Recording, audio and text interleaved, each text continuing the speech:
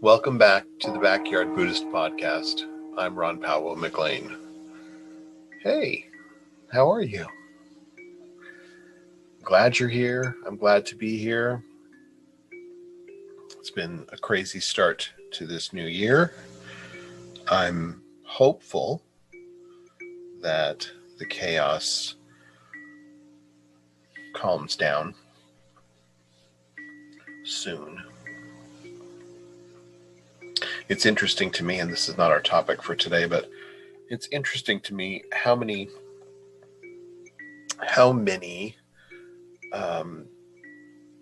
things were left open in our Constitution for just simple ethics.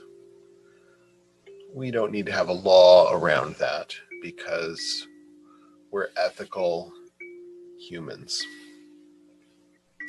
And if we haven't learned anything, or if we have learned anything from the last few years, it has been that human ethics are not enough to keep people in line. Certain people have discovered that it is appropriate to push those boundaries and say things that are untrue and incite violence and hate and unrest from those things. So it's interesting to me, and I will be looking to see an ethical reform from our leaders, from our government, and from the population. I feel like I'm in a fight with a 5-year-old. Interesting. So how's your year shaping up? Did you set a New Year's resolution? Did you decide that you were going to lose some weight? Did you decide you were going to go to the gym? You're going to read 50 books this year. My sister has that one. I think it's great. I'm not sure. I used to keep track because that was part of my self-care when I was a hotel executive, that I would use books as my self-care and a marker of my self-care.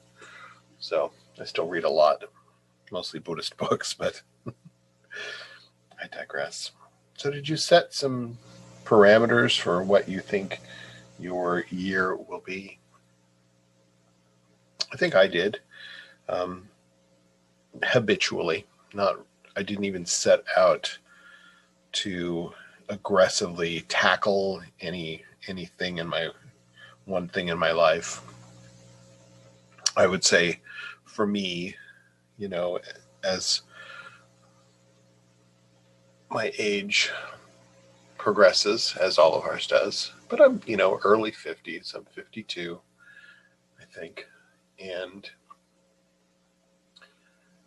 my body's not responding in the same ways that it used to. It doesn't bounce back the same ways that it used to. I'm having what feels like a little bit of cold, but I'm unsure of what that looks like or what that's going to develop into. So one of my priorities is to lose some weight. And I will say, honestly, between you and I have 50 pounds to lose. And I have 50 pounds to lose. So I started a plan. I started with Noom, actually. I think that's the last thing on my list except for liposuction that I haven't tried. And I like it so far. I'm not, endorsing by any means, but I like the approach so far, that it's psychological and it's sort of educational based, which resonates with me. I'm always continuing to do education online and things, and so that matches with my personality a bit. And I'm pretty good with that. So I'm only like a week in, but I like the way it feels so far. But I also know that one of my characteristics is that if I don't feel like I'm going to do it right, I don't do it at all. So that has produced some problems in nutrition and weight loss in the past, where if I didn't feel like I was not going to do it right, then I wouldn't eat at all. And that would be my plan, is just don't eat and then I'll lose weight. And that's not healthy.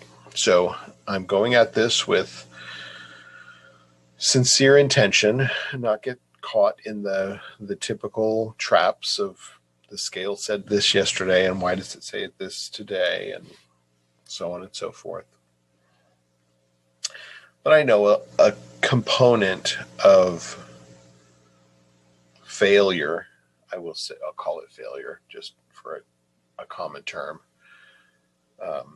in the past has been, the ebbs and flows in motivation, the ebbs and flows in conditions around my life. Maybe it starts off like this in January where I'm not as busy, so it feels a little easier to dedicate my attention to it. And then things start to warm up and loosen up, and the calendar gets a little more heavy with things to do. Maybe we'll see how this year pans out. But I know that the ebbs and flows are the things that, produce the opportunity to run off the rails a bit. And if you haven't sniffed this out of my conversation yet, I'm also talking about practice. And I don't know from where I sit to where you sit if you practice every day. And by practice, I mean some sort of meditation, chanting, contemplation, focus, some kind of exercise on a daily basis that is about letting things settle so that you can see more clearly. And, we can use the idea of a snow globe or a jar of dirty, muddy water, that when we stop shaking those things and they settle, you can see more clearly. And this is the same concept for a practice. So we know that we have to practice.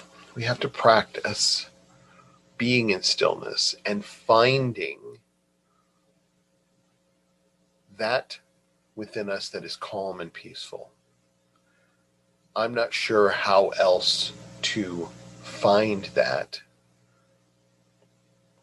within a human experience without really doing that insight of just slowing down and kind of turning around and looking and see what is the source of this that's causing my suffering. What is the source of this which is causing my joy? Without that as a tool, I'm not sure how you get to the realization of understanding that alleviates that struggle within our human experience. So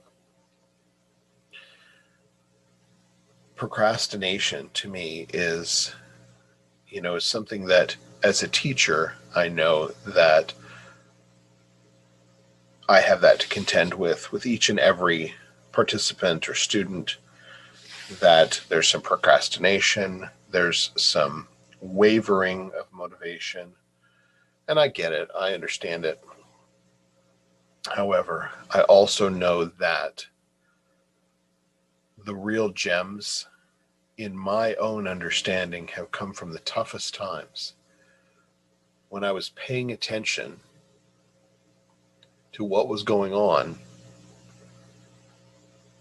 noticing the source of the issue, noticing my contribution to that experience, and how we often, we do create our own suffering. And it comes through our attachments. It comes through our attachments of just the very simple definition of like and dislike. When I decide that I like something, I want to hold it near and dear, and I don't want it to go away, and I don't want anybody to take it from me, and I don't want to share it with anyone. I want it to be all me and all mine. And if it goes away or it's threatened, I'm on guard. On the other half of that, if I don't like it, I don't want it around. I want it to go over there. I want to throw it away. I talked about some of this on our Sunday talk yesterday, and talked about this concept of like the wastebasket or the kitchen trash, the one with the tall one with the white liner in it, and how when something's not to our liking, we just toss things in it and toss things in it and toss things in it. And, without doing something further to take that trash out, take it to the curb, that it starts to fester and starts to rot and starts to stink. And, maybe it's okay at first because, it doesn't really smell if the lid stays down. But if you put something else in it, there it is. And that it's not until you really address the cause of the stink that it releases and you don't experience that anymore. So we tend to do things, from a motivation scale. That looks fun, that doesn't. So I'm going to do the fun thing. So unless you're finding practice as fun or necessary, you put it off. We all do. Well, some of us do. You put it off thinking, I'm young enough. I'll practice when I'm older, when I have more time, when I've watched all the Golden Girls episodes and I'm bored.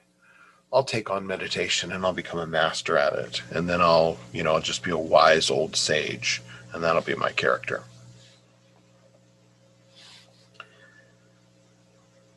But what we really know when we take a look at reality is that we don't know how long we have. And the teachings in many of the schools, several of the schools of Buddhism, tell us that this precious human life is one not to be squandered. And what we mean by this is that we have this human form and consciousness, a brain that's able to utilize consciousness to see itself, to see its own reactions. And that's a huge, huge gift. Bugs don't have that. Plants don't have that, as far as I know. So we've been given this gift of this human body, and yet we procrastinate, thinking, it's okay. I'll just do it later. I'm going to live to be 100, and that'll be it. But we all know someone, maybe even someone close to us, that didn't live to 100, didn't even live to what they thought was the, an appropriate age that death would occur. So we just don't know. So we're wasting our time, wasting this precious opportunity. And for those who've practiced with me for a long time, that I don't think that you have to sit in a meditation pose with your eyes closed or eyes drawn halfway closed, staring at a spot on the wall or on the floor for hours and hours and hours and hours to get it. I don't believe that. I would lean into having shorter periods of clear thinking, clear focus throughout a day. And that doesn't necessarily mean sitting in a formal way on the floor, on a cushion, holding your beads, or sitting in your meditation jammies, PJs, whatever you want to call them. That it's just about checking in with this consciousness that is unfazed by whatever we are experiencing. We can see our own reactions as reactions, human reactions to whatever condition is happening. So that doesn't take a lot of time, and seriously doesn't take a lot of effort. So there's no real excuse. There's no excuse if you have any bit of suffering, and I would challenge that there's anyone that I know or that's listening that has no suffering at all, because that's really unrealistic. We all have degrees of suffering, some greater than others. And this is not to compare, because you shouldn't compare. Suffering is suffering is suffering. So you're suffering, whatever it may be. It may be a toothache that causes your suffering, and not the boulder that's pinning you to the ground. It's not to compare. Suffering is suffering. So when we can identify our own suffering, we can also search for the source of that discomfort, dissatisfaction, disillusion, and change that. We change that with the awareness that it's even there and that there is a cause. So we can shift it. Obviously, when we can see it, we're going to get out of the way of it. And if we're causing it ourselves, why? Why? How is that serving us? It's not. You know the answer to that. It's not serving us. So how do you change? How do you shift? How do you make a gentle adjustment that relieves that suffering? It's not hard. It's not hard. So take the trash out. Stop just chucking things aside because you don't like them. Like and dislike are the earliest trip hazard in this practice. If you are relying on and making your life decisions on what you don't like and you don't like, you are causing your own suffering. This is just a play of attachment. So simply, you have to learn to reframe things. You have to reframe your attention and your attention span and your intended attention in this moment. Focusing it here and now where things are happening. Everything arises in this moment. It didn't arrive 20 moments ago. It's arising now.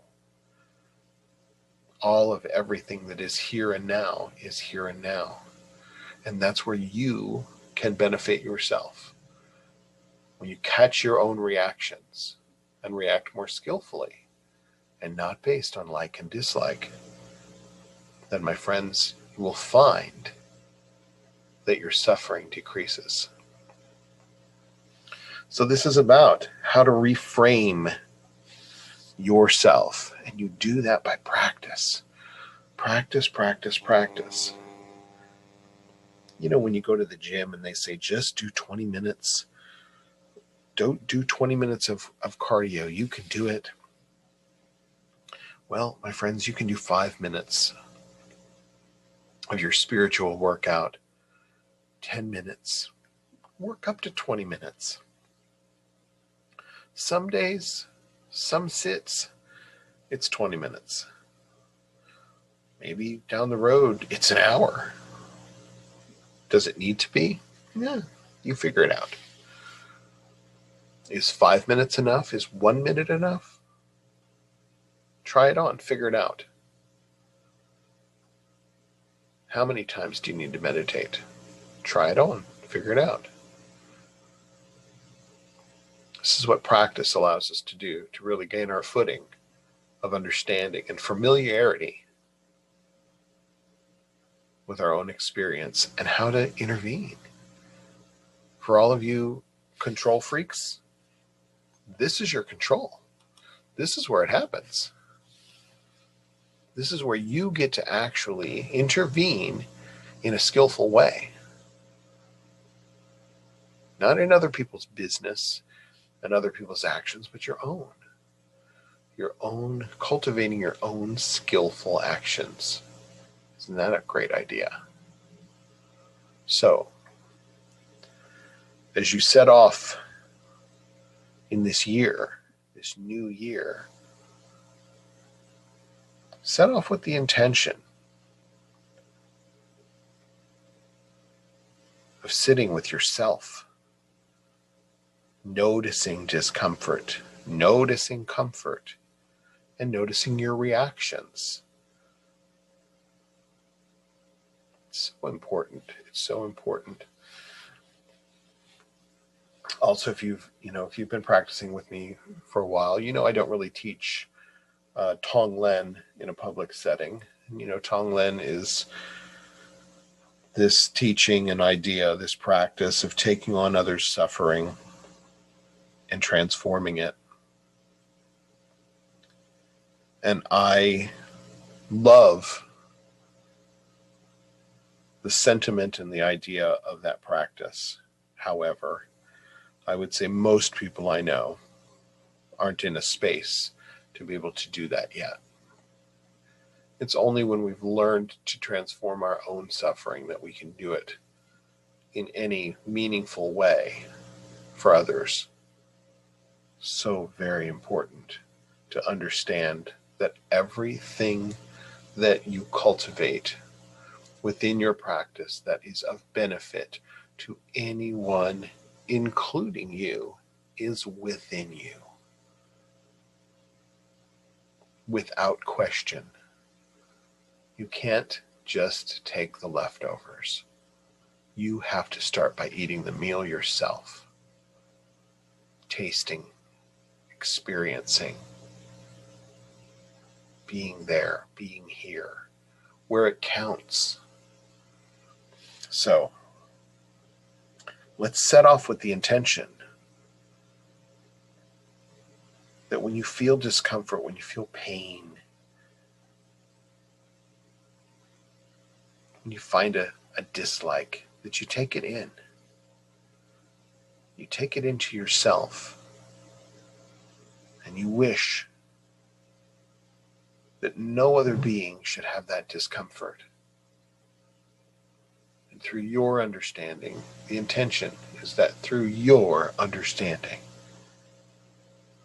that no one else should have to struggle or suffer in that way. In the same way, whatever is pleasing to you, whatever pleasure you feel, send that out in the same way. Let this joy be for everyone.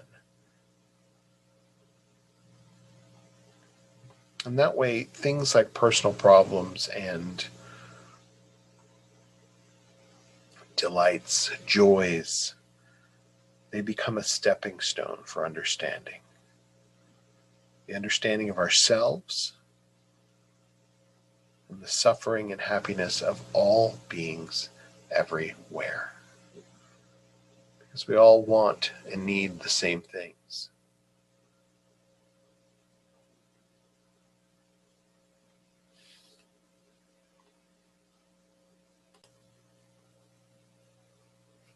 I'd like to share the revised version of Lama Surya Das's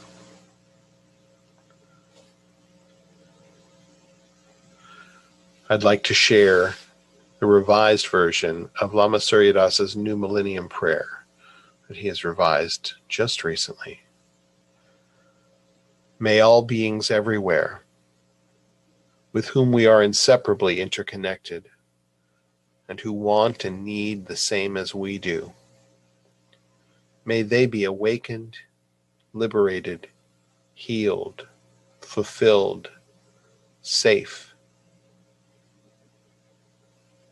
and free. May there be peace and harmony in this world, an end to war and violence, poverty and hunger, inequality and oppression, greed and cruelty, pandemics, famine, droughts, earthquakes, all kinds of natural disasters. May all be free from fear, harm, danger, anxiety, and insecurity. May we better prepare ourselves for the natural calamities that beset us all, and may we all together complete the spiritual journey. One beloved community, one circle, one family, all the way home. Have a beautiful week, my friends. Start with the intention of your own spiritual workout every day. If you want to join me on Facebook, I meditate every day and I share it with all of you. So come and sit for a while, or if you want to go to cultivatemeditation.com or cultivatemeditation.academy, you can see my 28-day meditation challenge. Do it at your own pace. Do it as you like it. Take your time and sit in a meditative practice each and every day. And I'm here to do it with you. Goodbye, my friends.